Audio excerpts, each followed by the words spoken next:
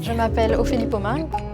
La problématique qui se pose, c'est la présence de mouches des fruits qui sévit dans les vergers de mangue et qui vont pourrir les mangues de l'intérieur. Et cette mouche, elle nous provient principalement des pays d'Afrique et d'Asie. On fait l'objet à l'heure actuelle d'une invasion de ce nuisible qui représente un fléau pour le territoire réunionnais. Locataire.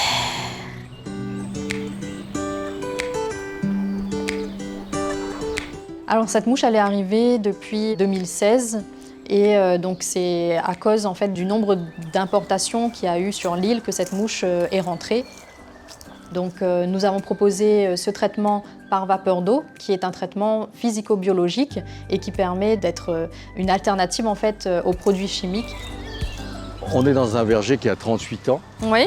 La parcelle est équipée de pièges, Oui. Des pièges qui sont plus anciens mais que j'ai gardés parce qu'ils sont toujours efficaces. Ce sont des pièges à levure qui attirent les femelles, les dorsalis femelles. Ok. Et en complément, on a également mis des pièges avec du méthylogénol qui attire des mâles. C'est intéressant parce que ça complète le traitement que nous on va opérer. Tout à fait. Parce que là vous êtes sur un traitement plein champ, Oui. nous on va être sur le post-récolte.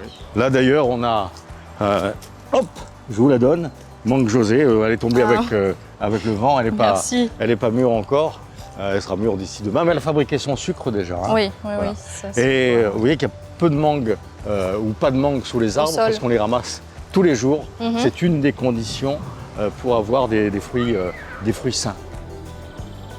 On travaille aujourd'hui avec plus d'une centaine de producteurs et on travaille à la fois avec des producteurs en agriculture conventionnelle mais également avec des producteurs en agriculture biologique puisque le traitement est physico-biologique et n'entrave pas donc le label bio des fruits qui seront traités.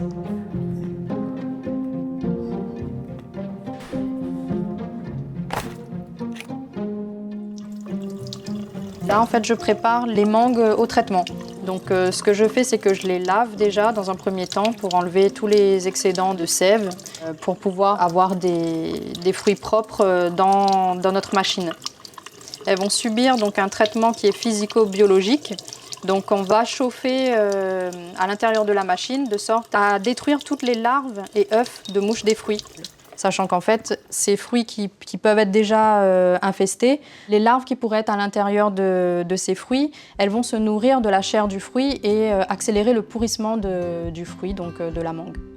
Donc les mangues qui ont été lavées préalablement vont alors rentrer dans cette machine et qui va donc détruire tous les œufs et larves de mouches des fruits potentiellement présents dans ces fruits. Là, je vais sonder une mangue dans chaque bac pour pouvoir suivre les mesures en température sur notre écran de contrôle.